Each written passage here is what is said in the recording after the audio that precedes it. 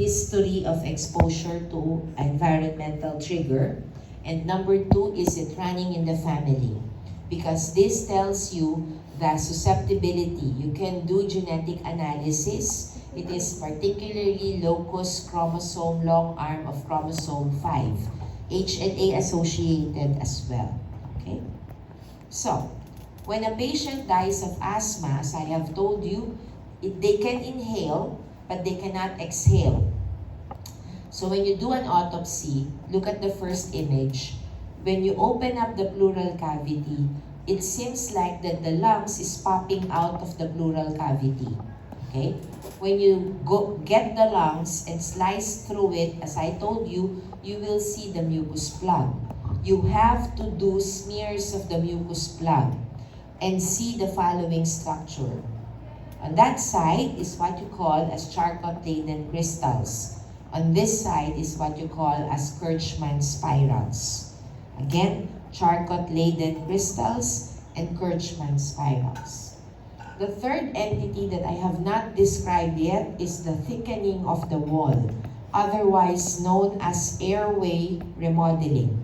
Why is the wall thickened? It's a chronic process. You're expecting fibrosis. There is increased vascularity, and as I have mentioned, there is increased size of submucosal glands. Now, so having said that, thank you. Look at this.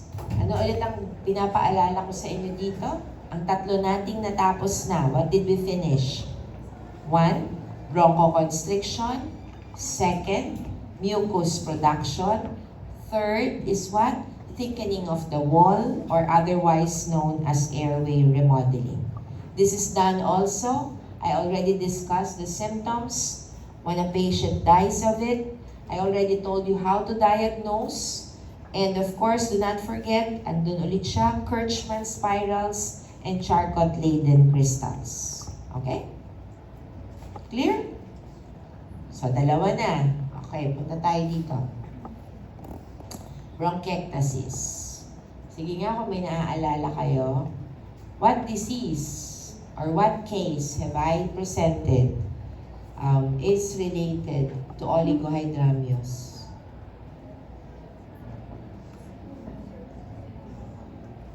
Hey, the first, yes, what's that? The first, yes. What's that? Pulmonary hypoplasia. Okay. Among the diseases I have mentioned, which one is particularly focusing on protease, anti-protease imbalance? Recall, emphysema. Okay, let's go here. Bronchiectasis. Bronchiectasis, take note of the first line, dilatation. What disease kanina ang meron ding word na enlargement, which means dilatation? Emphysema. Look at the difference, ha? Emphysema is in your alveoli. Bronchiectasis is in your bronchi and bronchioles. Okay? Now, if you're going to take a look at the ones I've enumerated, there are actually two things happening here. Your airways are obstructed, and usually there is a concomitant infection. So that, as I have placed there are two words to remember, obstruction and infection. For example, if you have cystic fibrosis or primary ciliary dyskinesia, what does your cilia do? It propels, right? It is supposed to get rid of invading microbes. Now, if it is dysfunctional, okay, and you have also a problem with mucus, what happens then? Organism gets in, you get the infection, so that the obstruction and the infection can actually cause destruction of your bronchi and bronchioles. So the patient classically presents with productive cough, which is sometimes foul smelling and may even be bloody. Now, when you look at the autopsy of this patient, look at the image down below, the bronchi and the bronchioles are expected to be dilated, sometimes up to 4 times its normal size. Okay? So we're done with Obstructive. Any questions? Wala naman, naintindihan? So we finished 4. Okay? Rundown lang ulit natin. It's chronic bronchitis, emphysema, bronchial asthma, and bronchiectasis. Okay. Let's go to restrictive. Restrictive is longer. Really? Yes. Why? Eto siya eh. Okay, dami. Yep. We're going to talk about restrictive diseases, which is actually this. So this is actually the introduction slide. It's divided into groups: fibrosing, granulomatous, eosinophilic, smoking-related, and others, which includes Langerhans cell histiocytosis and PAP. Okay? Let us go through it one by one. Interstitial or fibrosing, okay, usually is characteristically presenting with fibrosis. Kaya nga siya tinawag na fibrosis. So, ang madali sa kanya is in your microscopic, it will present as fibrosis. Okay? Pare-parehas. So, what will be the difference? The difference is clinical, and that is how you are going to distinguish one from the other. Again, histologically, it gives you the same, fibrosis. The difference is clinical. That is how it will differentiate one case from the other. Now, this is an example of their X-ray. They all look like this. Diffuse infiltration of small nodules, irregular lines, and ground glass shadows. Okay? That's the classic description of fibrosing diseases. Number 1, first patient. First patient is called IPF or UIP. IPF or UIP. Take note of what I have placed in red. This group of patients, di ba sabi ko kanina, they all look the same under the microscope. Ano nga hanapin mo? Fibrosis. How do you differentiate? Clinically. So UIP or IPF characteristically do have environmental exposure, bullet on the last slide, plus it runs in the family. It has a genetic basis. Okay? So that the age of onset is usually 50 to 70 years of age. Now, the classic gross, do not forget the term, cobblestone. Okay? The classic microscopic, again, is fibrosis. Fibrosis for microscopic, cobblestone for gross. So, UIP, as I have said, is usually late onset, 50 to 75. You look for 2 things. Ano ulit yon? Environmental agents and family history. Okay? Second case. NSIP. NSIP, I would like to emphasize the 4th bullet. They are usually female. They are non-smokers. The insult comes in 6th decade of life. The etiology is unknown. Yung kabila, you have an environmental exposure. Okay? Now, for NSIP, again, histologically, you will expect fibrosis.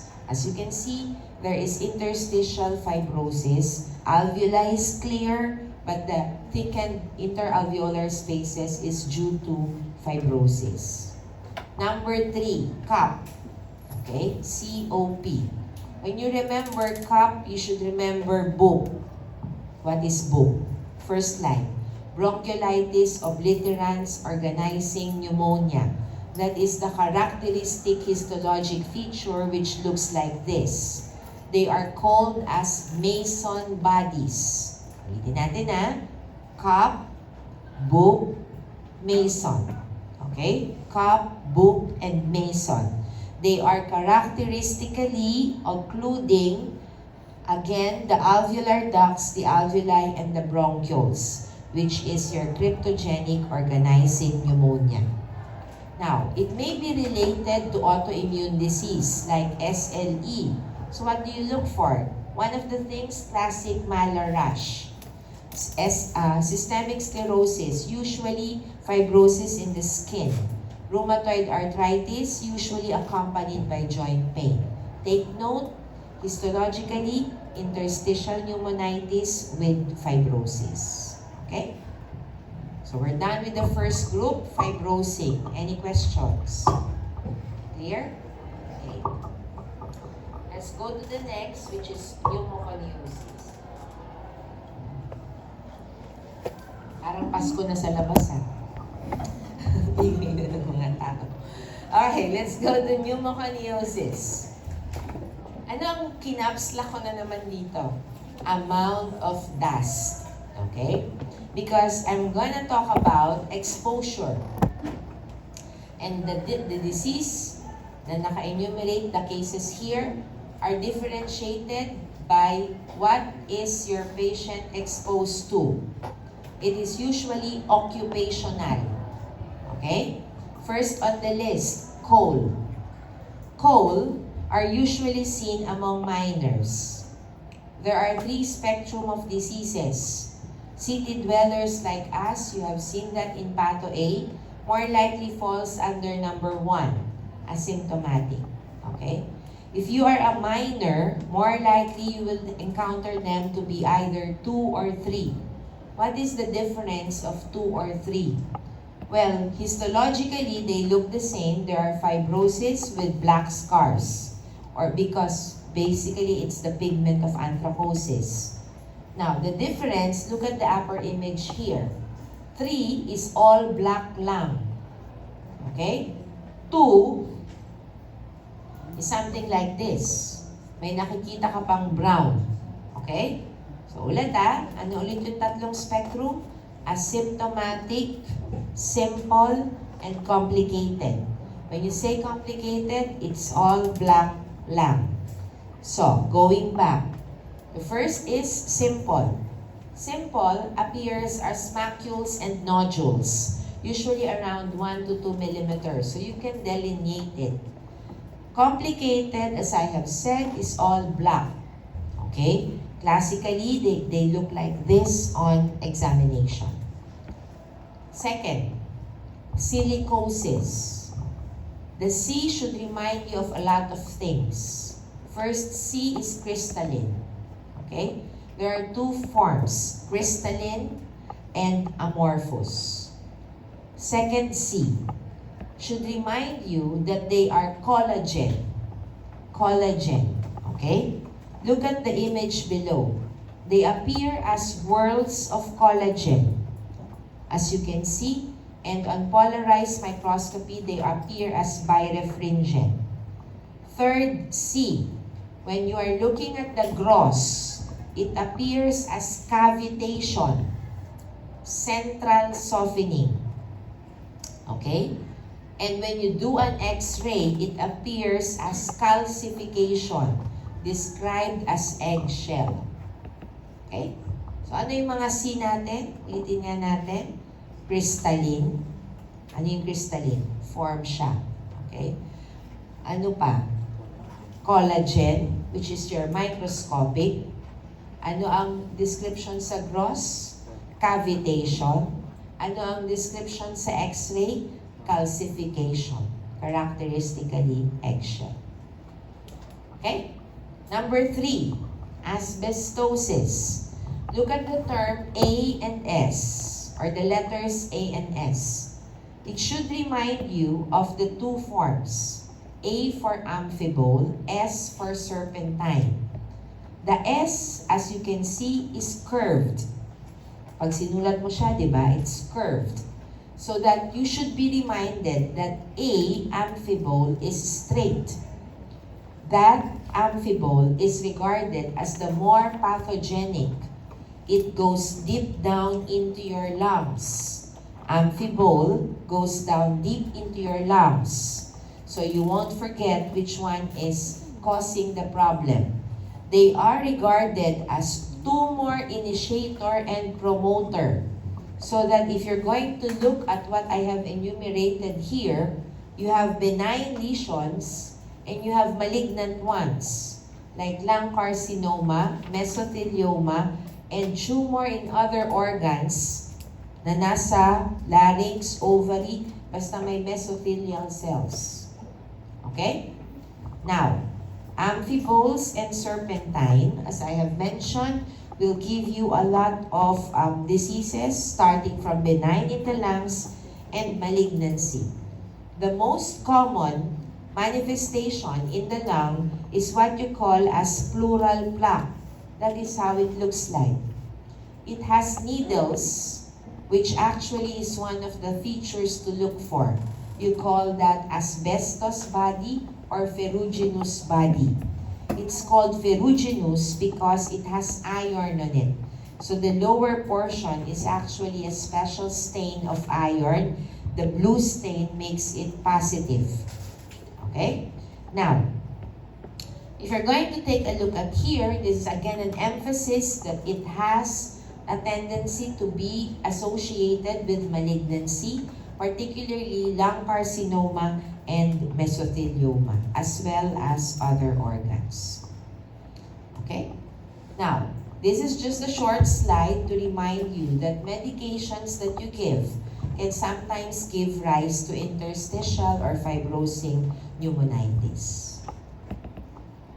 Are you okay? I'm going down now on the table. Diba? Fibrosing, I'm done with that. Occupational pneumoconiosis, I'm done also. So going down further in the table, I'm now in granulomatous. Okay? In patho A, recall. Ano ang naiisip nyo pag sinabing granulomatous? Isang sakit lang lagi, TB. Diba? Ngayon, dagdagan na natin. Dapat mas marami na. One is sarcoidosis. Okay? This is what I chose to put there so that hopefully you will get to be reminded that it is one multi-organ. Okay? You have multiple organs of involvement. We're talking of the lungs, so of course the patient comes into you again with cough, difficulty of breathing, chest tightness, etc. So as I have said, you have to do an X-ray. And in sarcoidosis, the classic 90% of cases will present with bilateral hilar lymphadenopathy. Okay? Now, with sarcoidosis, take note, you check the skin of your patient. Usually, you will see these lesions. Usually, patient will also complain of problems in vision, blurring. Why? Because it also has iritis and iridocyclitis. So, in any of the organs here, when you biopsy, you will see granulomatous type of inflammation. Of course, huwag mo i-biopsy ang mata. Okay? Ang i-biopsy mo na lang yung skin. Okay? Now, when I was your age, I was actually thinking whether I will do patho or radio. Bakit? Benign eh, diba? So, but after I finished the board exam, I also got married. So I got a double MD degree. MD for Doctor of Medicine and MD for Marriage degree. Okay? So I wanted to do OB. But then again, OB was too toxic as I was raising my first kid when I was already a first-year resident. So I opted to do the more benign. I was considering radio versus patho. But radio is all black and white. I had difficulty of distinguishing whether it's fluid, etc. It's all black and white. And I'm a medtech by profession. So I chose patho. Patho is easier for medtechs because your professional subject as medtech is actually clinical path. The only addition would be how you run the lab, which is the administrative aspects, and how you actually explain the diseases to doctors questioning the results of the lab. That's actually CP. AP is biopsy. Now, in relation to my lecture, I'm trying to explain this because when you go to the hospital, malapit na kayo mag-hospital, third year na kayo diba? This is actually, our lecture actually encompasses a lot of specialties. So It starts first at the clinic of an internist or a pulmonologist or a family physician. Family physician, when you go on residency, is 3 years. Internal medicine is also 3 years. Okay? If you're a pulmo, that's 3 plus 2. 3 years and then 2 years pulmo. Pag government, 3 plus 3. Okay? And then, pag nakakita siya, for example, i-refer niya yan sa radio. Ang radio, there is a 4 years ang radio. There is a subspec called intervention radiologist. So kung may tumor, for example, ang tutusok niyan is intervention radiologist. Pagkatusok ng radio, ibibigay niya yun sa amin, sa patho. Patho will actually assess if the cellularity is adequate. Okay? Now, we diagnose. If we diagnose it as infectious, ititreat siya as infectious, balik siya sa internist. If we diagnose it as a mass, papasok ngayon ng surgeon sa picture. Okay? Surgery is 5 years kung thoraco-vascular plus 3 years. 5 plus 3, subspec. Okay? And then, kung it turns out to be malignant, magdadagdag kami sa team ng ng medical oncologist or a rad-onco, radiation oncologist. That's 3 plus 2 again in training. So in short, that's the spectrum of doctors handling one patient. Okay? Bakit sinabi yung residency? Para malaman nyo kung saan kayo papasok. Diba? 3 plus 2, 4.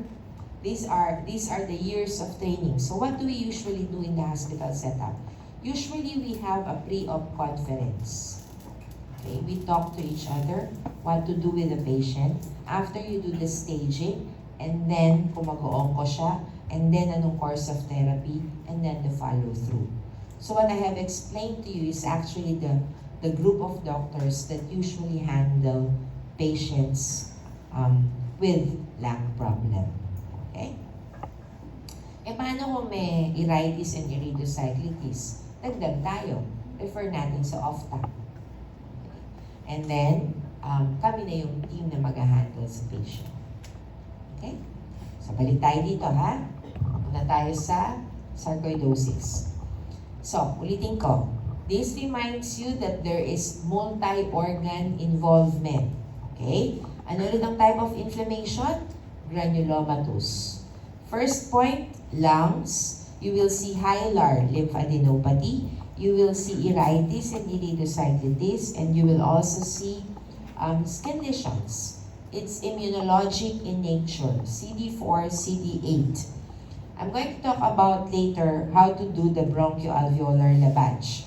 But this, again, is just an emphasis that is immunologic in nature. So you have to look for granulomas, characteristically non-cascating. Okay? Number 2, you have to look for what you call as Schaumann bodies. S-C-H-A-U-M-A-N-N. Topmost. Okay? Number 3, you have to look for what you call as asteroid bodies. So, ulit Schaumann, asteroid. Now, these morphologically are what you look for sarcoid. I was telling you a while ago that it is immunologic in nature. So, there is a bullet here that I would like to explain called bronchial lavage. Bronchial lavage is a procedure in which you insert a bronchoscope and NSS. You do repeated washing of the bronchi and then you aspirate. You send the fluid to the laboratory and that is actually called the lavage. You do an assay of CD4 and CD8. That will then prove the diagnosis. Plus, the biopsy. The biopsy should give you non-cascating granulomas. As I have said, it's multi-organ. This is a list of the organs of involvement.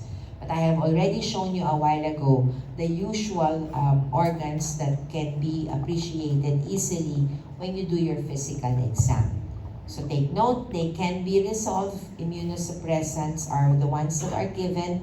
They are usually accompanied by loss of vision, which is the cause of problem in this patient. Okay, so let's move down again the table. I'm now in the hypersensitivity group. And I'm going to start with this. There's a bird there to remind me of pigeon breeders and also farmer's lung, which are again due to exposure. Exposure to which leads to hypersensitivity, pneumonitis. Do a BAL. Ano ulit ang BAL? Bronchoalveolar lavage. Okay? CD4, CD8 ratio.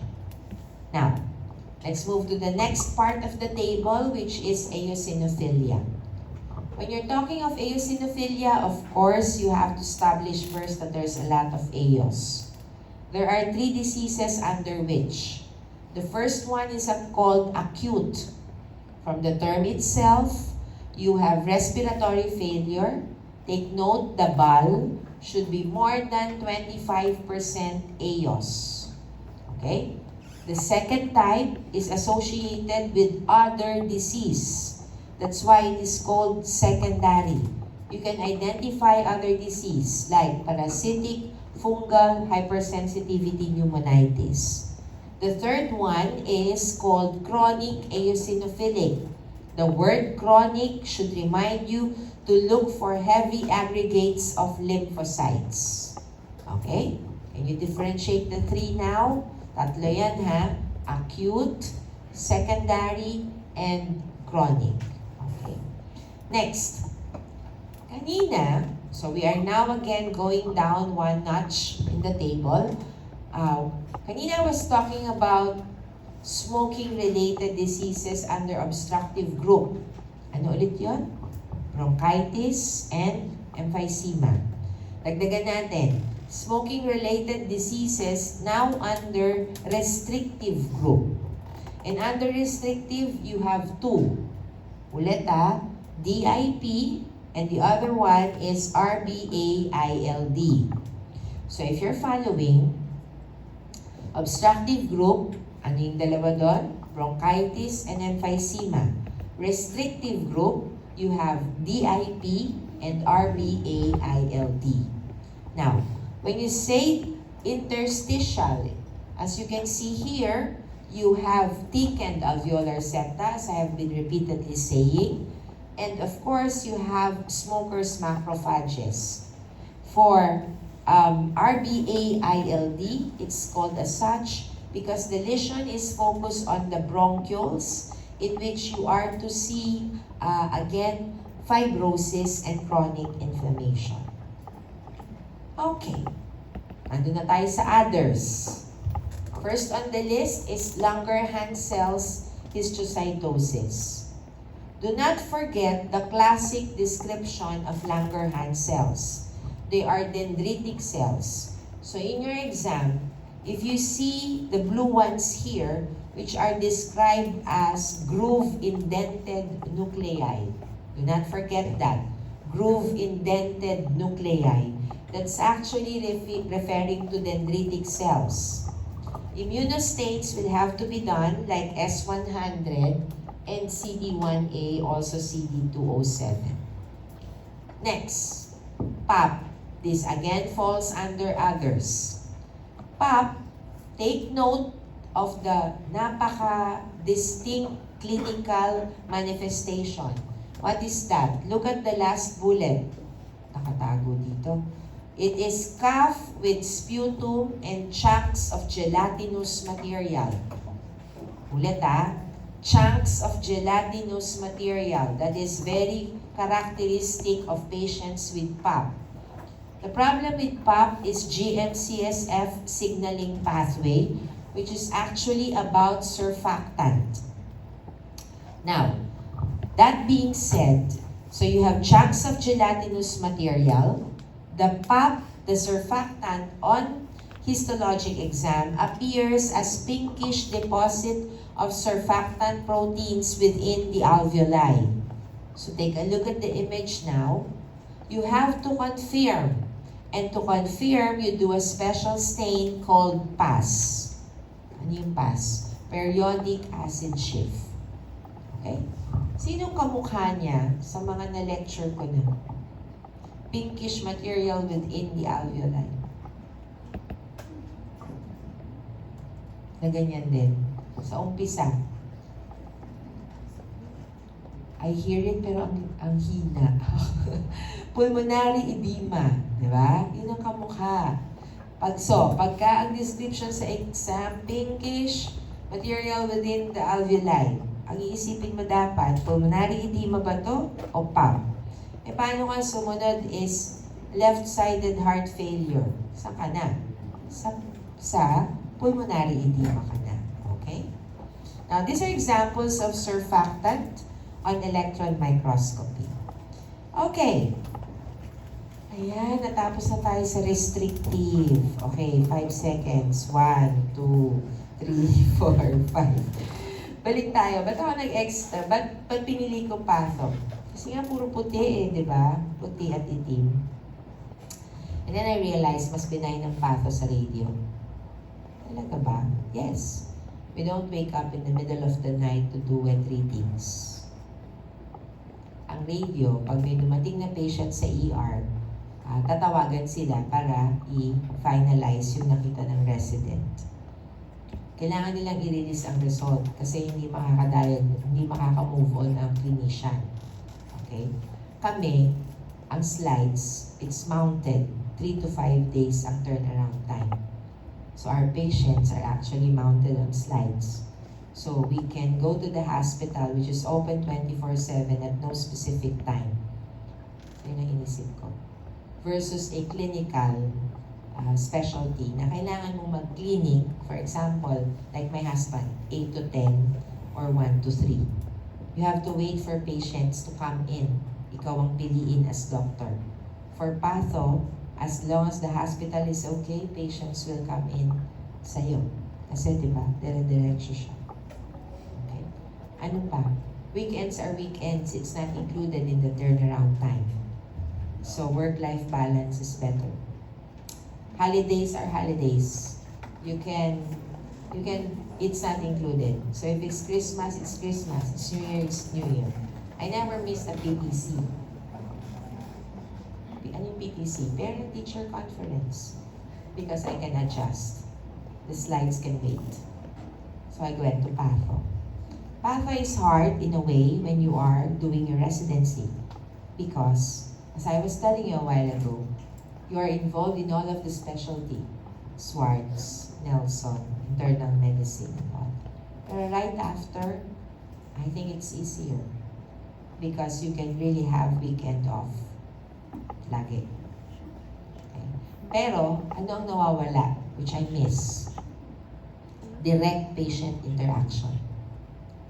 Because you are not talking to patients, you're talking to fellow doctors. Your results go to doctors.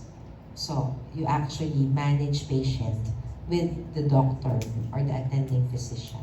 So, ang nawawala, stethoscope. Diba? Hindi ka nag-auscultate eh. Ang kasama mo kasi, microscope. Okay? So, think about it as you go on your journey to medicine. But again, you should choose something that you can do every day. Choose something that you can do every day. I was telling you a while ago that my dream was OB. But when I realized that may manganganak ng hating gabi, punta ako sa ospital, hindi na ako pwedeng OB daytime only. Diba? So, nag-iba ako ng path. Okay. Balik tayo dito. Tapos na ang icebreaker. Dito na tayo ulit. Ano to? Do you still remember Virchow? Sige nga, ano yung tatlo? Endothelial injury, stasis, and hypercoagulability equals thrombus. Okay? Now, the thrombi is basically a clot within a vessel. Now, when a thrombi is detached, goes to the blood, and goes to a site distant from its origin, you call it what? An embolus. So this is an example of an embolus, which is quite big. If it's as big as that, usually it gives rise to respiratory and hemodynamic compromise. Like for example, an infarct. Here. Do you still recall the two types of infarct? Red and white. So this is an example of a red infarct. And the type of necrosis that you see would be expected to be what? Coagulative type of necrosis. Now, the problem here is that it can lead to what you call as pulmonary hypertension. So this is WHO classification of pulmonary hypertension. The first on the list is pulmonary hypertension secondary to autoimmune association. 2 is heart failure. 3 is lung parenchymal disease. 4th is thromboembolic. And 5th, which is not there, kasi natakpan, is multifactorial. So now that I'm flashing it right now, what do you think is our patient? 1, 2, 3, or 4? Yung pinag-uusapan nating pasyente ngayon, nasan siya dyan? Natahimik kayo, di ba? Deep leg veins going into the lungs. So ano siya? Anong sagot? 1, 2, 3, or 4? 4. Yes, bakit parang hindi kayo sigurado? 4. Eh yung patient natin na may left-sided heart failure? 2. Okay, 2. Yung patient natin na may left-sided heart failure is 2. Okay, so it can also be idiopathic, which is 80% inherited as autosomal dominant, and the problem is BMPR2 signaling pathway. Let us go to pulmonary hemorrhage. So, when you're talking of pulmonary hemorrhage, sa Pilipinas, sabi nga nila, pag nag-hemoptysis, anong una mong iisipin? TB. Okay? Pero dito, we are using an American textbook. These are the different diseases associated with pulmonary hemorrhage. First is good pasture. When you're looking at good pasture, remember 2 organs. One is the lungs, and the other one is the kidney. Kidney should give rise to rapidly progressive or your crescentic type of glomerulonephritis. Okay. I'm now in pneumonia. What is important with pneumonia? When you are dealing with pneumonia, you have to do sputum gram stain. The gram stain will allow you at the start already, like after 2 hours time, to know what kind of organism you're looking at. So you should give or start empiric therapy. But take note that your request should be gram stain with culture and sensitivity, because the culture is supposed to eventually identify the specific bacteria you are trying to treat. Okay? Now, the sensitivity should then also give you an information as to what antibiotic will work best. Okay? Now, if the patient dies, when you say pneumonia, there are 2 types of consolidation. The white ones that you see are the areas of consolidation.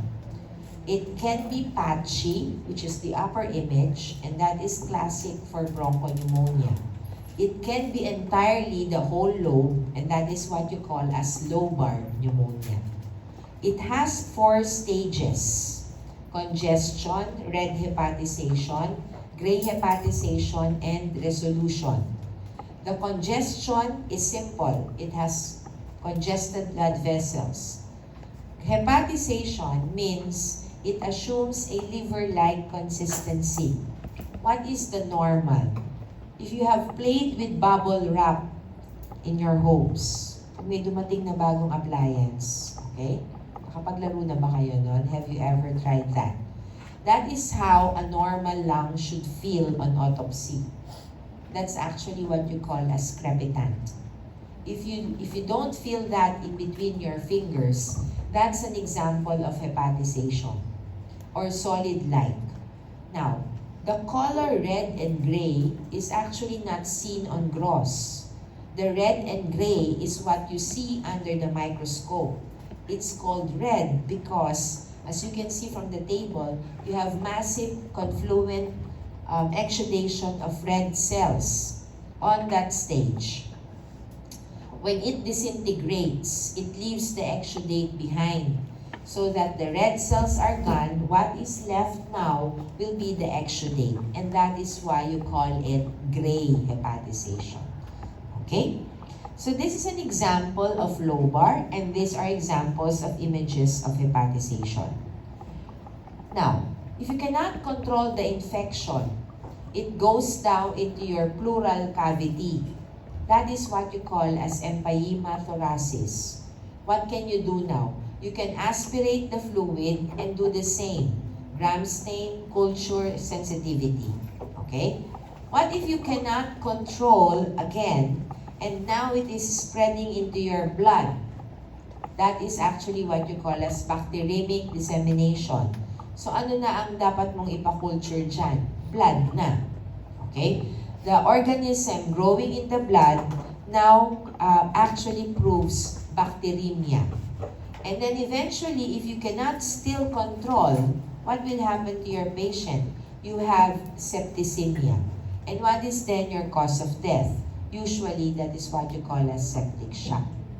So, nakuha nyo? Ulit So, nasaan siya pumunta? Pleural cavity muna. And then eventually where? Bacteremia. And then what? Septicemia. And then what? Septic shock. Okay?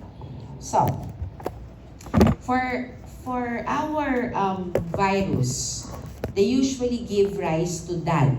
Ano ulit yung DAD? Diffuse alveolar damage. So as you can see, there are hyaline membranes lining the alveolar walls. The next two are just definitions of healthcare-associated and hospital-acquired pneumonia, which actually is pumasok ang pasyente na hindi may pneumonia, and then eventually nagkaroon. Okay? Aspiration pneumonia is something that you should also consider for patient with impaired gag reflex or stroke. Now, another complication of pneumonia is it can develop lung abscess. Lung abscess appears as a cavity on X-ray and on gross exam. It is a cavity because, again, it is a type of suppurative inflammation. We also have what you call as chronic pneumonia. So the first on the list, since we're using American textbook again, is histoplasmosis. As you can see here, it is granulomatous inflammation. You may have to visualize the presence of yeast or spherules, like for example in blastomycosis. You may have to do a special stain, like for example, Gomoris methenamine silver stain. Or the third one is what you call as coccidioidomycosis. Okay? So, we're done with pneumonia. Can you do transplantation? Yes. The indication is already listed there. Can we do that in the Philippines? Yes. It can be done in the Lung Center of the Philippines. Okay. Okay, tumors na. Bakit ako masaya? Ibig sabihin, nandun na tayo sa dulo ng chapter. Okay, malapit na. Although mahaba pa rin yung tumors. So, must remember, almost always, kung mahuhula ka ng tumor, it is a carcinoma. Okay? Almost always. Now, pag nagtanong ka sa patient, almost always, they are a smoker. But take note, it can occur in non-smokers, particularly related to mutations in the genes. Number 3, you ask for smoking plus environmental exposure or industrial hazards. I have already emphasized a while ago, asbestosis. And then of course, mutations. As I have said, oncogenes, so it can run in the family. Sabi ko kanina, if you are going to guess, it is more likely carcinoma. I opted to tabulate the 3 most common. Okay? Adeno, squamous, small cell. Bakit importante na malaman kung small cell or not? Small cell has a poorer prognosis. Sometimes it is not surgically resectable. Okay? So, when you're talking of adeno, So tingnan nyo ha, lahat sila related sa tobacco. Okay? But take a look at what I have also added, the oncogenes and the chromosomal deletions. Because kaya mahirap na ang medicine ngayon, masyado ng maraming naaral, pati locus ng chromosome. Okay? Nung time namin, wala pa yun eh. Hanggang dun lang kami sa glandular, squamous, etc. Pero kayo, kaya mahirap ang board exam is because we now have gene therapy. Okay? We now have targeted therapy. So, that is actually important when you do that. Okay? The advancement of medicine is quite okay, and so is, if your dream of being a doctor, sometimes it's hard because you have a lot of things to know because these are already available as treatment options. Now, ang laki ng nilagay ko, never smokers. Because as I was emphasizing, history of smoking is important to ask. But take note that carcinoma can also grow or tumor can also be happening among patients who are never smokers. They are usually due to, take note of the fourth bullet, EGFR mutations. EGFR mutation is the usual. Usually there's a spectrum. So if you will recall, yung kaninang sinabi ko sa metaplasia, dito na siya. Metaplasia number 3. Metaplasia, dysplasia, in situ, invasive. Ang ina-add dito is about adeno-CA and of course, neuroendocrine tumors. So how many tumors are you expecting to see? Actually, this is the list. Haba? Yes. Mahaba siya. Now, but as I have said, clinically speaking, usually you differentiate into 3. Adeno, squamous, small cell. Take note though, that small cell falls under neuroendocrine. Okay? Ulitin natin ha. Adeno, squamous, small cell. But small cell falls under neuroendocrine. And under neuroendocrine, you have other tumors. That's why you have to distinguish also it from other tumors because neuroendocrine looks like the same. It looks the same. Small, round, blue cells. Let's talk about adeno. As I have told you a while ago, the intervention radio is usually the one who does the specimen collection.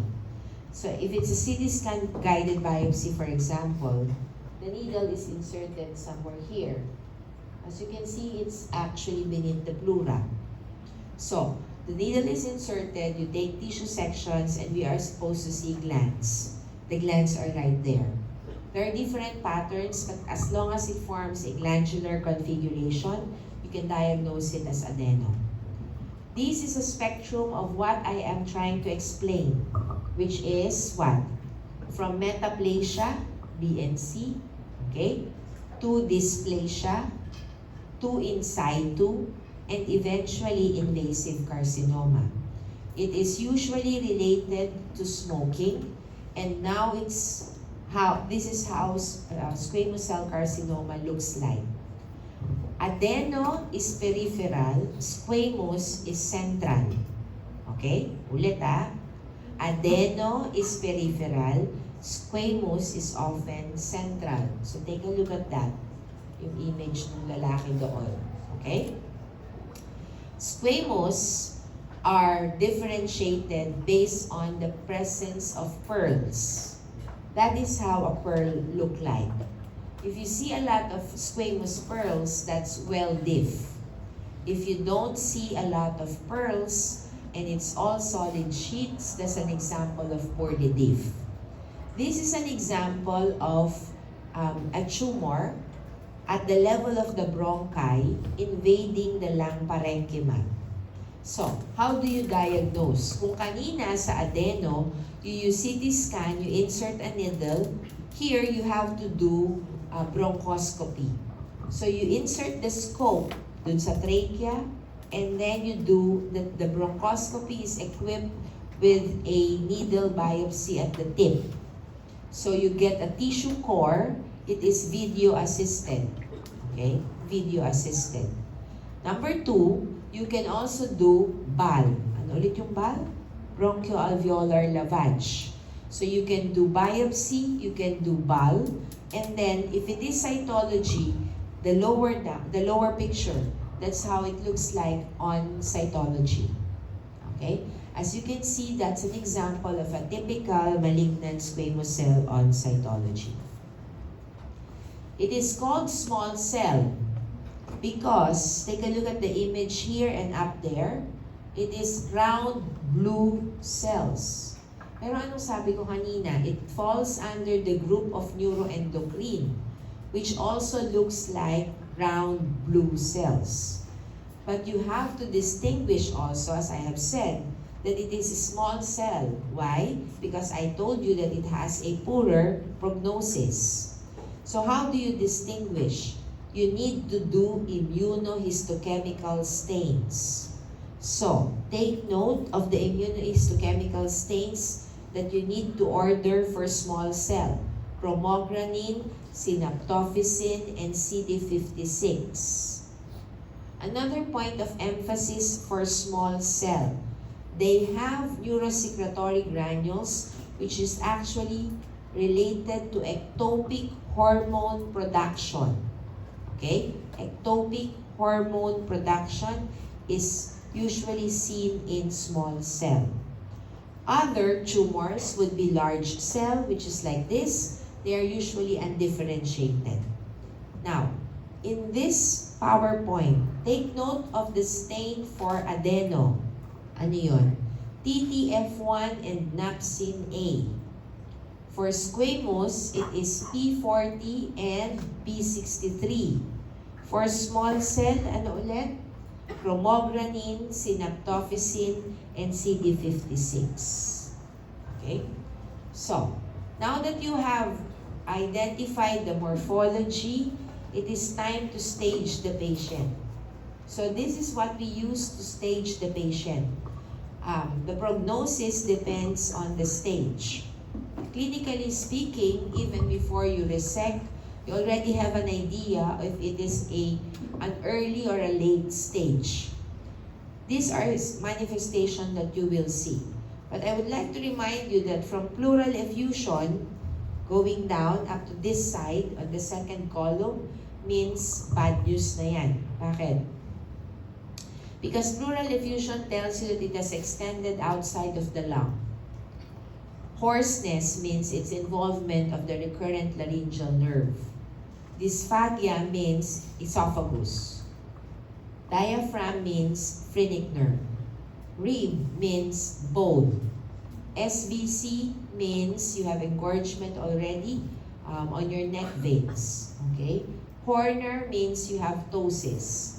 So in short, it is a sign of advancement of diseases, of the disease or of the tumor. So do not forget, you can have paraneoplastic syndrome because of hormone production. Particularly, anong type nga ulit ang may hormone production? Small cell. Okay? So, like for example, a lung mass in a male patient with gynecomastia. So, ano yung isipin mong hormone? Gonadotropin. Okay?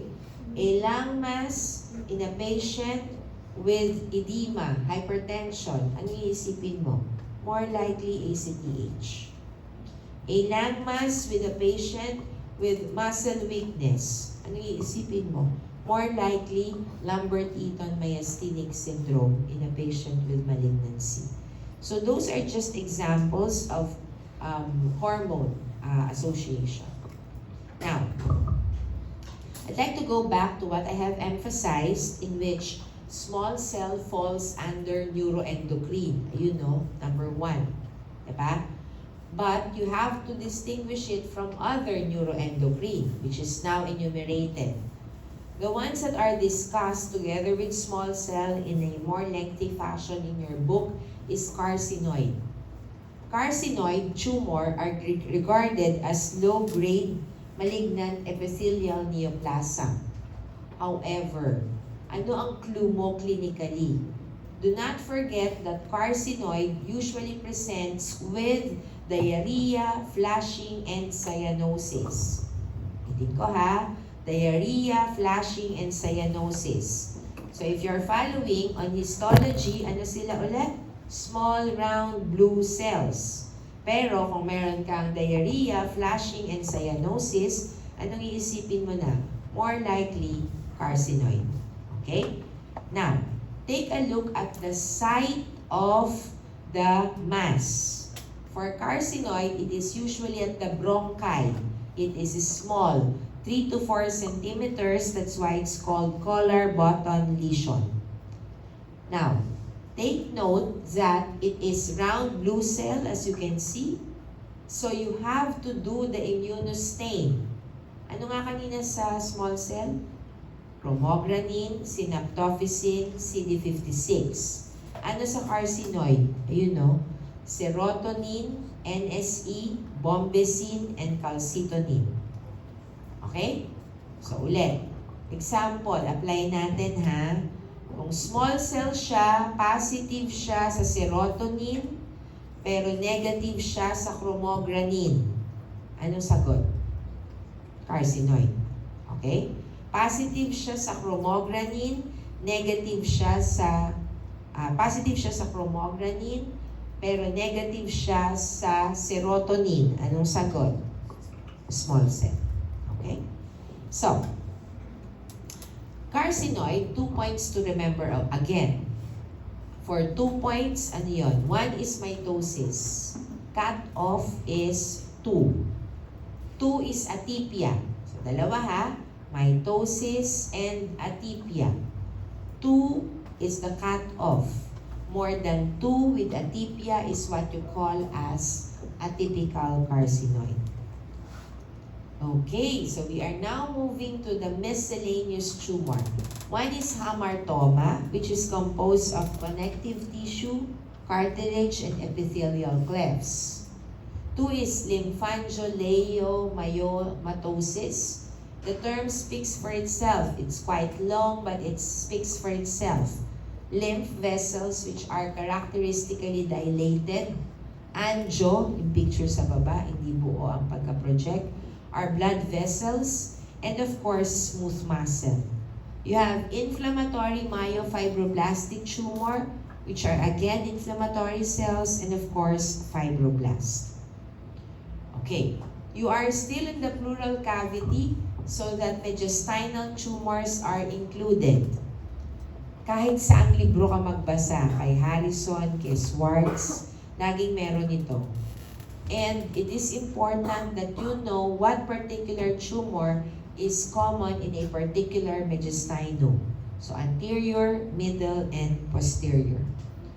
When you see this type of lesion on X-ray or an autopsy, this is what you call as cannonball lesion. Cannonball lesion. What is the message? It is often metastatic, meaning it is coming from somewhere else. Like the common is the breast. Okay? It is often implying metastasis to the lungs. So I told you a while ago that if you have pleural fluid accumulation, you need to aspirate and do analysis. Like what? Like gram stain, like culture sensi, like chemical analysis of glucose, protein, and LDH. Because you have to determine whether it's inflammatory or non-inflammatory, like for example, tumor or malignancy. I have already discussed pneumothorax, and so I'm proceeding with pleural tumors. Okay? Usually, take note of the first bullet, they are metastatic coming from the lungs or the breast. But there are tumors that are primarily originating from the pleura. One is called fibrous tumor. From the term itself, what do you expect to see? Fibrous tissue, whorls of reticulin and collagen fibers. There's a benign and there's a malignant. If it's malignant, of course, you are expecting more atypia, and it is usually more than 10 centimeters. Take note of the immunohistochemical states, CD34 and STAT6. The more common tumor is mesothelioma. Kanina pinag-aralan natin to sa ano ulit? Sa asbestos. Take note of the yellow tumor. So ang lungs mo is yung brown, ang yellow mo is ang tumor. Okay? So it ensheaths your lungs. It covers your lungs. Now, this is what you call as mesothelioma. Histologically, it is divided into two main classifications, epithelioid and sarcomatoid, or sometimes in one tumor, you will see both morphology, and that is what you call as biphasic. Okay? These are examples of mutation, but as I have said, it is linked to asbestos exposure. Okay? Now, when you say epithelioid, the problem with epithelioid is it looks like glands. Tingnan niyo dun sa taas. Sino ang magiging problem mo to distinguish adenocarcinoma? Dahil di ba kanina I said that adenocarcinoma is peripheral in location. Mesothelioma is also outside. It covers the lung and it is glandular. So if it is glandular, you need to differentiate whether it is adeno or it is epithelioid mesothelioma. How do you do that? It is a brown stain for you to remember that you can differentiate not by appearance of the glands, but by doing immunostains. What are the immunostains I told you a while ago for adeno? It is what? Napsin A and TTF1, for example. So, for example, you see glands, and it is calredinin positive and TTF1 negative. So what is then the diagnosis? The diagnosis is then mesothelioma. Balik pa rin natin. You see glands, and the immunostain is, pag positive, brown siya ha. And the immunostain is TTF1 positive and negative for calredinin. So what is the diagnosis? It is then adenocarcinoma. Did you get it? How to differentiate? Okay. So this one is the second type, which is sarcomatoid. It looks like fibrosarcoma. So ulit epithelioid, sarcomatoid. You can have both morpho in the same tumor, and that is what you call as biphasic. I'm done. Okay. Questions? Wala. So kung wala, uwian na ngayon. Merry Christmas and Happy New Year to all. When you take your break, bring heart and lungs. Because when you come back, we will welcome you with playthings. Okay?